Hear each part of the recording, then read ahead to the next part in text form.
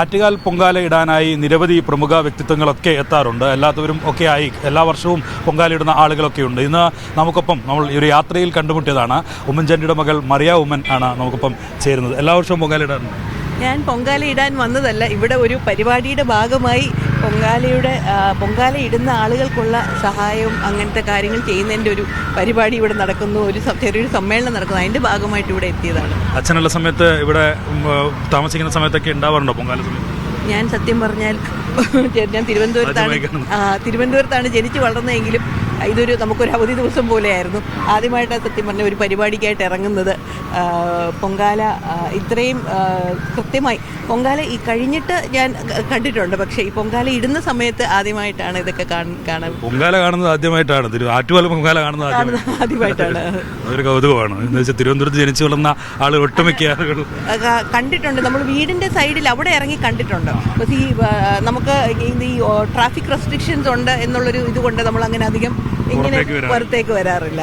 എങ്ങനെയാണ് ഈ പൊങ്കാല? ഒരു വലിയ ഉത്സവമാണ്, ഒപ്പം തന്നെ ഒരു സാഹോദര്യത്തിൻ്റെ കൂടി ഉത്സവമായി മാറുന്നൊരു കാര്യമാണ് ഈ ആറ്റുകാൽ പൊങ്കാല എന്ന് പറയുന്നത്.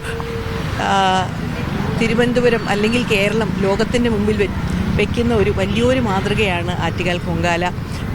നമ്മളിപ്പോൾ പറയും ഓണം എല്ലാവരും നമ്മുടെ കേരളത്തിൻ്റെ ആഘോഷമാണ്. അത് ജാതി മത ഭേദമന്യേ ആഘോഷിക്കുന്ന, അതുപോലെ തന്നെ പൊങ്കാലയും ഈ കൊച്ചു തിരുവനന്തപുരം ജില്ലയിൽ നിന്ന് ലോകത്തിന് മുമ്പിൽ വലിയൊരു മാതൃക വയ്ക്കുകയാണ്. ജാതി മത ഭേദമന്യെയാണ് ഇവിടെ ആളുകൾ വന്ന് ആറ്റുകാലമ്മയ്ക്ക് പൊങ്കാല ഇടുന്നത്.